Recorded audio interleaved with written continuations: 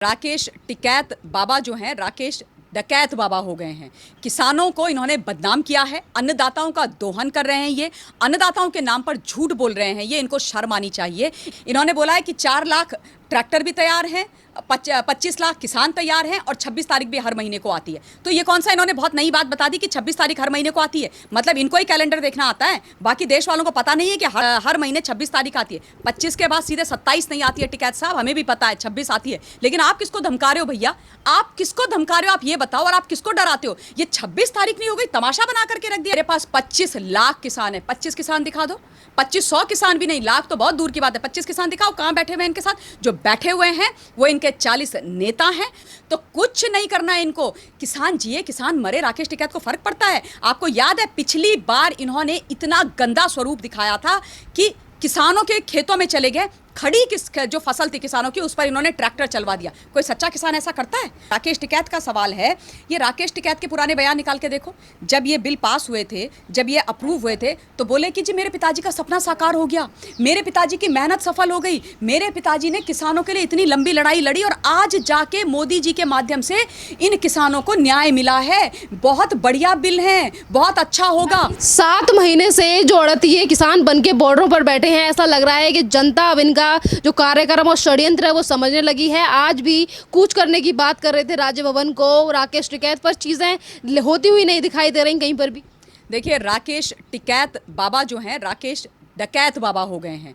किसानों को इन्होंने बदनाम किया है, अन्नदाताओं का दोहन कर रहे हैं, ये अन्नदाताओं के नाम पर झूठ बोल रहे हैं, ये इनको शर्म आनी चाहिए। इनके जो पिताजी थे वो वाकई में किसान नेता थे और उन्हीं के सम्मान को ध्यान में रखते हुए, मद्देनजर रखते हुए मैं भी इनको राकेश टिकैत जी बोलती थी। हाथ जोड़ करके मैंने इनसे खुद पैनल में जब मैं इनके साथ बैठी इनसे निवेदन किया कि आप ऐसा मत कीजिए। लेकिन ये पूरी की पूरी जो इन्होंने किसान आंदोलन के नाम पर जो तमाशा किया, इसे कहते हैं खोदा पहाड़ निकली चुईया।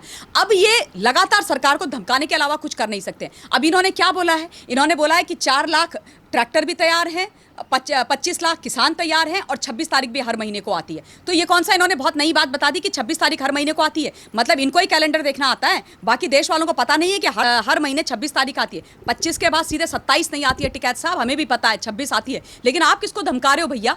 आप किसको धमका रहे हो? आप ये बताओ। और आप किसको डराते हो? ये 26 तारीख नहीं हो गई, तमाशा बना करके रख दिया डकैत बाबा ने। मतलब पिछले 26 जनवरी से जो तमाशा शुरू हुआ था, उसके बाद इनको ये लगा कि ये हुड़ दबंग दबंग वाले सलमान खान बन गए। अब ये कुछ भी कर सकते हैं। ये अपने सर पे एक मफलर सा बांधेंगे, उसके बाद अपनी हरियाणवी एक्सेंट में बात करेंगे और जनता इनसे डर जाएगी। हरियाणा के जो सम्मानित लोग हैं, हरियाणा का जो किसान है, वो भी इनके साथ खड़ा नहीं है। बाय द वे, सच्चा किसान आज भी खेत में है। 26 जनवरी को इन्होंने तमाशा किया, इस देश के गणतंत्र को शर्मिंदा किया, इस देश के पूरे हमारे तिरंगे को शर्मिंदा किया। इन्होंने हमारे लाल किले पर तमाशा किया। और बड़ी बात ये हो जाती है ना कि हम लोग बहुत बहुत बड़े हृदय के लोग हैं, हम इनको माफ कर देते हैं, इसलिए इनकी हिम्मत बढ़ रही है। ये 7 महीनों से दिल्ली को बर्बाद करने पर तुले हुए, दिल्ली के तीनों बॉर्डर इन्होंने बंद करके रखे हुए। 26 मई को इन्होंने फिर से तमाशा करने की कोशिश करी थी। इन्होंने बोला कि हम दिल्ली के अंदर घुसेंगे। बाबा घुस नहीं पाए। बाबा की मतलब हेकड़ी एकदम जो सच था वो निकल करके बाहर आ गया। उसके बाद जब घुस नहीं पाए, जब इनके पास पब्लिक आई नहीं, जो नंबर इन्होंने दिया था बड़ा बड़ा चैनल में जा करके प्रेस कॉन्फ्रेंस करके बाइट दे के, उतने लोग पहुंचे नहीं। इनके तंबू जो थे वो खाली पड़ गए, तंबू में बंबू हो गया। तो बाबा ने बोला ना ना, हमने तो अपना प्लान बदल दिया, मैं तो यहीं रहूंगा, मैं तो यहीं बैठूंगा क्योंकि यहाँ पर बहुत ज़्यादा कोविड फैल रहा, मैं नहीं जा रहा। वही चीज़ इन्होंने आज के लिए कहानी करी थी कि हम तो, मेरे पास 25 लाख किसान है। 25 किसान दिखा दो। 2500 किसान भी नहीं, लाख तो बहुत दूर की बात है। 25 किसान दिखाओ, कहाँ बैठे हुए हैं इनके साथ? जो बैठे हुए हैं वो इनके 40 नेता हैं। जो बैठे हुए हैं, जैसे आपने सही बोला बिगनिंग में, आरती हैं, बैठे हैं वो लोग जो अपनी राजनीतिक स्वार्थ सिद्धि करने वाले हैं। ये तमाम जितने भी लोग हैं ना, चडूनी, टिकैत, योगेंद्र यादव, बाकी पता नहीं कौन कौन, ये सब 2022 में अपनी विधानसभा चिन्हित करके बैठे हुए हैं श्रेण। ये सारे के सारे चुनाव देख रहे हैं, इनको चुनाव लड़ना है, ये वोट बैंक कमा रहे हैं, दैट्स अबाउट इट। और जब तक 2022 का चुनाव नहीं होगा, ये वहीं बैठे रहेंगे। ये भी मैं लिख करके आप लोगों को दे रही हूं। तो कुछ नहीं करना है इनको। किसान जिए किसान मरे, राकेश टिकैत को फर्क पड़ता है? आपको याद है पिछली बार इन्होंने इतना गंदा स्वरूप दिखाया था कि किसानों के खेतों में चले गए, खड़ी जो फसल थी किसानों की, उस पर इन्होंने ट्रैक्टर चलवा दिया। कोई सच्चा किसान ऐसा करता है? कोई सच्चा किसान इस देश के अंदर ऐसा करेगा? अपने किसान भाइयों के साथ गलत करेगा? ये जो देश है वो जय जवान जय किसान का जो नारा है ना, उसका सम्मान करता है, उसको अपने जीवन का हिस्सा मानता है। हम लोग जो 3 वक्त अन्न ग्रहण करते हैं वो तभी करते हैं जब हमारा किसान कड़ी धूप में, कड़ी बारिश में, एक्सट्रीम कंडीशंस में जाकर के खेतों में मेहनत करता है। इसलिए वो सर माथे पर, और शयन मैं ये बात दावे और जिम्मेदारी के साथ कह रही हूं कि जिस दिन भी इस देश के अन्नदाताओं के साथ कोई भी सरकार कुछ भी गलत करेगी और कोई भी उनका दोहन करेगा, मैं सबसे पहली व्यक्ति होंगी जो उनके साथ जाकर के बैठूंगी। मैं भी उत्तराखंड के अंचल से आती हूं, मैंने भी किसानी देखी है, मैंने भी सारी चीजें देखी, लेकिन ये झूठे मक्कार लोग आज इस देश के अंदर एक ऐसे प्रधानमंत्री साहब आए हैं जो किसानों के लिए अच्छा कर रहे हैं। पिछले 70 वर्षों में तो हुए नहीं। आंकड़े निकाल करके देखो किस वक्त कितने प्रदेश में कितने किसानों ने आत्महत्या करी, तब किसी ने कुछ नहीं बोला, तब किसी ने कुछ नहीं बोला। कांग्रेस के समय पर कितने हुए? शरद पवार जी सबसे लंबे समय तक इस देश के कृषि मंत्री रहे। महाराष्ट्र के अंदर ही कितने किसानों ने आत्महत्या करी, किसी ने कुछ नहीं बोला। आज सारे के सारे कहते हैं ये तेरा राजनीतिक पार्टी कि हम डकैत को अपना समर्थन दे रहे हैं। मतलब इस देश के अंदर डकैती डालने के लिए, अन्नदाताओं का जो भविष्य सुधर रहा है उस पर डकैती मारने के लिए आप टिकैत को समर्थन देना चाहते हो, उनका गलत करना चाहते हो। और बार बार ये बोलते हैं जी, इनसे पूछो, मैं जाती हूँ बहुत डिबेट्स में, इनके बड़े नेता बैठते हैं, बोले ममता जी कानून काला है, ममता जी कानून काला है। मैंने भाई बोला, अरे भाई तुम ये तो बताओ उसमें काला है, काला है, काला है। मुझे मालूम है काले रंग से तुम्हें बहुत प्यार है, पर ये तो बता दो इस कानून में काला क्या है। एक लाइन, एक पैराग्राफ, एक शब्द मुझे बता दो क्या काला है। मैं मान जाऊंगी, मैं डिबेट करना इस विषय पर बंद कर दूंगी, लेकिन बोल नहीं पाते हैं। उसके बाद ये कहेंगे हम जा रहे हैं, हम डिबेट छोड़ के जा रहे हैं, ये तो गलत बोल रही हैं, ये हमारे बारे में गलत बोल रही हैं। गलत नहीं बोला जाता है। इनको जब सच्चाई पूछी जाती है, जब फैक्ट्स पर इनको पकड़ा जाता है, ये डिबेट छोड़ करके भाग जाते हैं, क्योंकि उन तीनों कानूनों में कुछ काला नहीं है। और गारंटी मैं आप लोगों को दे रही हूं, इनसे जो आते हैं ये लोग चैनल्स पर बैठ करके नेता बनते हैं, सफेद कपड़े पहनकर एसी कमरों में बैठ करके जो किसानों की और अन्नदाताओं की बात करते हैं, उनके कंधे पे रख करके अपनी राजनीतिक बंदूक चला रहे हैं। इनमें से एक भी व्यक्ति ने तीनों में से एक भी कानून नहीं पढ़ा है। देश के प्रधानमंत्री कई बार कह चुके हैं कि हम किसानों से बैठकर बात करने के लिए तैयार हैं। आज भी कृषि मंत्री की तरफ से यही कहा गया है कि किसान जो है वो अपना आंदोलन बंद करें, सरकार बात करने के लिए तैयार है। पर उसके बावजूद भी हर बार ये कहना कि ज्ञापन सौंप रहे हैं, पूरा कानून वापस होना चाहिए, नहीं तो हम 2024 तक बैठे रहेंगे।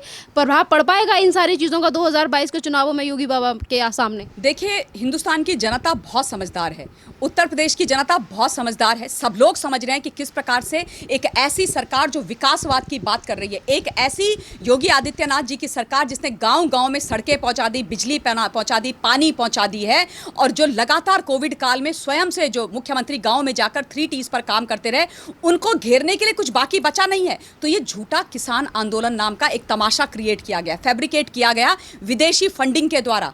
पाकिस्तान से फंडिंग आई है, खालिस्तानियों से फंडिंग आई है, और उसके बाद यहाँ पर ये जो सारे के सारे लोग बैठे हुए, कनाडा से फंडिंग आई है। ये सारे लोग इस देश को तोड़ने की कोशिश कर रहे हैं। तो जनता को बिल्कुल इस भ्रम में आएगी नहीं। जहाँ तक आपने बात करी मोदी जी की, देखिए आदरणीय प्रधानमंत्री जी ने डे 1 से ये बोला है कि मैं एक फ़ोन कॉल अवे हूँ, किसी को कोई परेशानी है तो आके मुझसे बात कीजिए। आज तक इस देश के अंदर, स्वतंत्र भारत के अंदर, किसी प्रधानमंत्री ने इस तरीके की बात बोली हो तो मेरा नाम बदल देना आप। कितनी बार, 11 से 12 बार जो है इन लोगों से बात की गई। प्लग कार्ड लेके जाते हैं, यस और नो का प्लग कार्ड दिखाते हैं, और उसके बाद सरकार के साथ बैठ करके बात करते हैं। अगर आपकी कोई समस्या है तो प्लग कार्ड यस और नो का उठा करके कोई किसी समस्या का समाधान किया जाता है।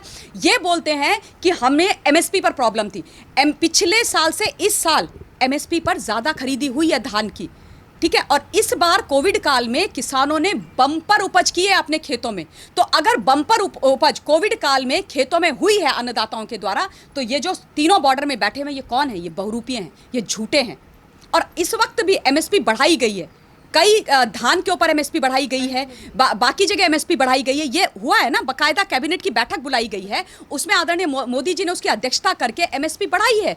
तो ये चाहते क्या हैं? इन्होंने बोला जी हमें एमएसपी पे प्रॉब्लम है, वो एमएसपी की प्रॉब्लम कभी थी नहीं। राकेश टिकैत का सवाल है, ये राकेश टिकैत के पुराने बयान निकाल के देखो। जब ये बिल पास हुए थे, जब ये अप्रूव हुए थे, तो बोले कि जी मेरे पिताजी का सपना साकार हो गया, मेरे पिताजी की मेहनत सफल हो गई, मेरे पिताजी ने किसानों के लिए इतनी लंबी लड़ाई लड़ी और आज जाके मोदी जी के माध्यम से इन किसानों को न्याय मिला है। बहुत बढ़िया बिल है, बहुत अच्छा होगा। इसी राकेश टिकैत की लेकर आज जनता की तरफ से ये सवाल उठ रहा है कि राकेश टिकैत, जैसा कि आपने जिक्र किया कि हर 26 तारीख को जिस तरीके से ये हर बार ड्रामा करने की कोशिश करते हैं, कभी राज्य भवन को, कभी संसद भवन को घेरने की कोशिश करते हैं, इस बार जनता की तरफ से ये सवाल है कि राकेश टिकैत ने कहा था कि धारा 370 के हटने से जम्मू कश्मीर के किसान परेशान है। एक तरफ पाकिस्तान परस्ती बातें करते हैं, दूसरी तरफ हिंदुस्तान के किसानों की ले लिए कहते हैं कि हम उनके लिए लड़ रहे हैं। देखो श्रेयन, जहां तक राकेश टिकैत का सवाल है ना, ये पूरी तरीके से एक्सपोज हो गए। इनके पास इनकी इज्जत के नाम पे बचाने के लिए कुछ बचा नहीं है।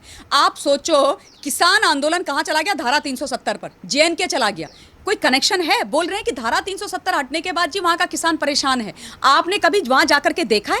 आपने वहां के खेतों को समझा है? आपने वहां के किसी किसान से बात करी है? आपको पता भी है धारा 370 और 35A क्या थी? उसकी डेफिनेशन आपको पता है? आपको पता है किसने लागू और कब लागू करी है? इन सब चीजों के बारे में जानकारी है नहीं, क्योंकि अभी वो बैठक हुई थी सर्वदलीय ऑल पार्टी मीट आदरणीय प्रधानमंत्री जी ने कराई, तो महबूबा मुफ्ती और उमर अब्दुल्ला को सुन करके, फारूक अब्दुल्ला को सुन करके जोश आ गया इनको। क्या वहां से भी कुछ पैसे आए हैं क्या?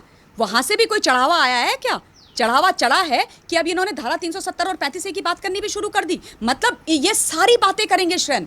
बंगाल के चुनाव में चले जाएंगे, राजस्थान में चले जाएंगे, गुजरात चले जाएंगे, कश्मीर चले जाएंगे, धारा 370 35A की बात करेंगे, पर बात नहीं करेंगे तो किसानों की बात नहीं करेंगे, अन्नदाताओं की बात नहीं करेंगे, सच बात नहीं करेंगे। मैं राकेश टिकैत जी को आपके चैनल के माध्यम से, आपका चैनल बहुत बढ़िया चैनल है, बहुत अच्छा करता है श्रेयन, आप बहुत बढ़िया एंकर हैं। मैं आपके माध्यम से आपके सारे राकेश टिकैत जी से ये बोलना चाहती हूँ कि अगर आप में हिम्मत है तो आप आइए और तीनों बिल पर डिटेल्ड तरीके से मेरे साथ डिबेट कीजिए। मैं तैयार हूँ।